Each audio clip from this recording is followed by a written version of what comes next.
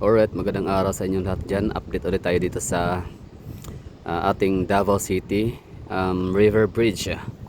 O kung tawaging Davao River Bridge. Parehas lang pala, no? Inulit-ulit ko lang. Pero yun na nga, bali ang nakita ko ninyo dyan, ang iyang napakagandang tulay natin dito sa Davao City, no? Ito yung pang-apat. Pang-apat ba na tulay? Or pang-lima na kasi mayroong Mandog Kalinan, so if I'm not mistaken. So let me know in the comment box ng mga taga Mandog area or Kalinan or yung mga nakadaan na sa tulay natin doon. So ulitin ko, as far as I know, no, so nasa mga panglima na itong tulay na to dito na nagko-cross sa ating ilog sa Davao River. So it's a river bridge. So ulitin ko, meron tayong Hiniroso Bridge, Bolton Bridge. Meron tayong Maa Bridge or yun, Maa Connecting Buhangin. So ano ba tawag talaga sa tulay na 'yon? So ma-average pa sa may sa may River Park, no, ng River Park, sa may Crocodile Park ganun. So pangatlo, Generoso Bolton Bridge, yun nga, River Park Bridge. Tapos Mandog Kalinan Bridge, tapos eto, no, Times Beach Boulevard Bridge or Bocana Bridge to be exact, ano? So yan po yung natin na ipinapakita ko sa inyo. At ang tawag ko dyan is cantilever bridge type or type of bridge, ano? So ngayon may na-comment dito si Ramon. Yan, sabi ni Ramon Tanglaw 6466, no? So sabi niya cantilever is like your hand holding a tray, no? So ibig sabihin yan, kita naman natin yung mga waiter, di ba, na nagdadala ng mga trays, mga food trays, di ba? So tama, so nakaganon siya. So di ba, ako din naging waiter din ako dati. So ganyan ang pagkabitbit ko ng tray. So balancing talaga siya. So yung pinaka pundasyon, isang poste lang siya, pero meron siyang balancing, no? Sabi nga ni dito ay balancing tingnan natin, ha. Ayan, sabi ni Llewellyn Carpio 4148 username. So sabi ho niya is balance cantilever system. So shout out to sa inyo, no, Llewellyn and Ramon, no. So good morning, good day ho sa inyo. So tama, no. So balance cantilever system. So yun nga, balancing nga. Kumbaga parang ginagamit yung bigat ng tulay, tama ba ako? Ginagamit yung bigat ng surface na yan. For example, ito. Yan. So sa gitna niyan parang isang poste, di ba, isang pile. Tapos so babalansin na siya. Kumbaga balancing. So equal yung bigat magkabilaan. Tapos yun, galing ng science talaga, technology, science and technology at its best. And of course China, no? China is pinaka-advance talaga sila when it comes to science and technology. Walang makakatalo sa China. So galing cantilever. So bakit kaya ginagamit sa mga taga dito ngayon sa Davao, sa mga nanonood na to na kahit hindi man taga Davao City, na medyo may mga enthusiast kayo sa mga tulay, no, mga river bridge, pwede bang malaman or pwede ba i-share sa akin dito sa comment section kung bakit kaya ito ang napili ng China Bridge and Roads Construction Development and DPWH Philippines, no? Bakit yan ang napag-usapan na pagkasunduan nila na disenyo at uri ng tulay na gagamitin sa ating Davao River Bridge or Bocana Bridge, diba? Bakit hindi yung ibang bridge na kagaya ng mga nasa CCLX? Pero hindi siguro, no, dahil sa lowland lang siya, hindi siya yung taas talaga yung kanyang madadaanan ng tulay. Anyway, yun yung hitsura.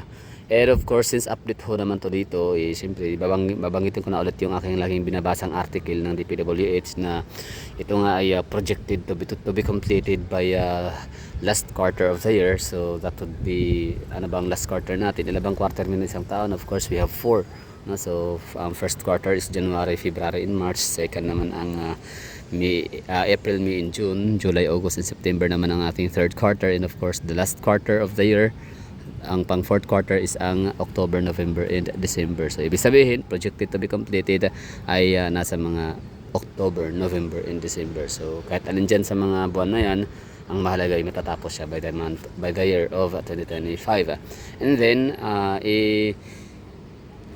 tawag na ito, ano na siya, no, i-regalo, ano ba tawag diyan, i-award. Award hindi, basta ano siya, ipapagamit na siya, ito turnover yon sa public use itong ano natin, Davao City Coastal Road, kasi para sa public din naman talaga ang purpose nitong tulay na to. Ngayon lang talaga sarado ho siya sa madlang people gawa nung under construction ongoing, no, for security purposes, ganun. So security first before anything else. So hindi mo napapasokan ng lugar, ano, ang vicinity, yung area. So kaya ngayon, as of this very moment, no, for this time, ano man tayo update. So, at least meron tayong mga footages, meron tayong mga kuha, no, meron tayong documentary na magamit natin to by the time na mabubuo na talaga yan, magpo-form na siya. Although forming na siya ngayon, taking shape na talaga siya, makikita natin na napakagandang disenyo, napakagandang napaka-iconic, no, na establishment o ano tawag dyan, infra project dito sa Davao City. So but still iba pa rin talaga kapag kayong fully 100% fully complete na siya, ganun, no. So magagamit natin yan. So ulitin natin, update natin to sa mga hindi pa nakakaalam. May mga nagtatanong kasi kung kailan na to magagamit. Sino nga, project to be completed by the last quarter of the year 2025 and projected to be award or to be turnover, no, sa mga tao, sa publiko, for public use by the first quarter naman ng 2026. So that would be January, February or March. Susunod na madali. So mga second quarter na yan, no? Parang ano na yan sa ating sa ating Times Beach na turnover. Ang sabi first quarter, tapos naging July first quarter, tapos meron lang delays, so naging na siya, April, May, June, second quarter na. Pero ang second quarter, sure na daw talaga yung second quarter. So maybe sabihin pinaka last month of second quarter ay June, pero na-open siya as far as I remember July, di ba? Sometimes in first week of July na inaugurated siya by PBBM, VP Sara and the Mayor Sebastian Basti Duterte. Yun, di ba ang ganda, no? So tama, no, balance sa cantilever bridge, our system yun.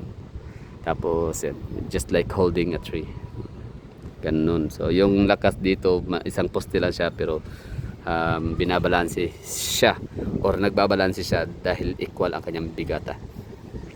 So siya, 4, 5 ang kanyang parang matatawag natin yung balance, yung kanyang pile, poste, ano ba tawag diyan, no? Ayan, 1, 2, 3, 4 and 5. Actually, hawig din siya sa Generoso Bridge, no? Yun nga lang, sa Generoso Bridge, isa lang yung makikita natin na ganito, sa pinakagitna lang. Tapos nilagyan pa nga siya ng pailaw-ilaw. Ang galing, no? Ayan, dagdag ilaw yan. Ang galing, dagdag yan, ganda sa view, ganda, dagdag sa view ng Davao City kasi lalagyan na ng pailaw, di ba? The best. Nagkaganon. Yan lang. So, ulitin ko sa mga hindi nakakaalam, for the context, itong ating ina-update dito ng mga tulay and coastal roads ay parte ho yan sa Davao Bypass Roads in the Coastal Roads Project ni Tatay Digong under Build project. Isa sa kanyang mga flagship project sa Pilipinas during his term.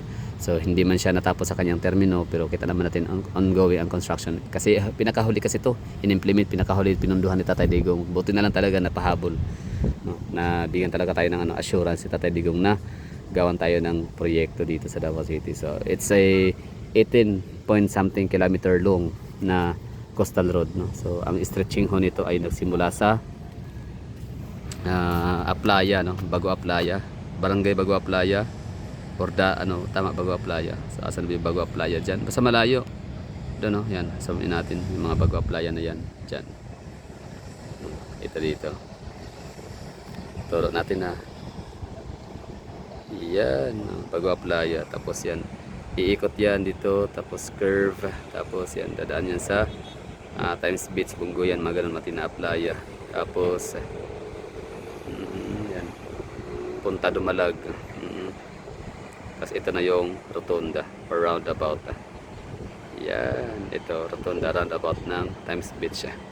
At hindi ko alam kung saan ilalagay ang ating gagawing Ocean Park, no? Kung dito ba.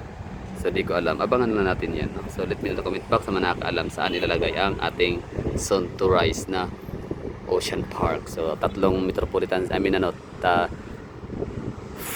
first tier, second tier and third tier, no, sa Pilipinas ay magkakaroon parehas ng mga ocean park. So meron Manila Ocean Park sa Manila, no? City of Manila. Meron ding Cebu Ocean Park sa SRP Cebu, and magkakaroon tayo ng Ocean Park naman sa Davao City na hindi ko pa alam kung saan. Pero sabi-sabi naman ay dito na sa Coastal Road malapit. So that would be all. Thank you for watching. Have a good day.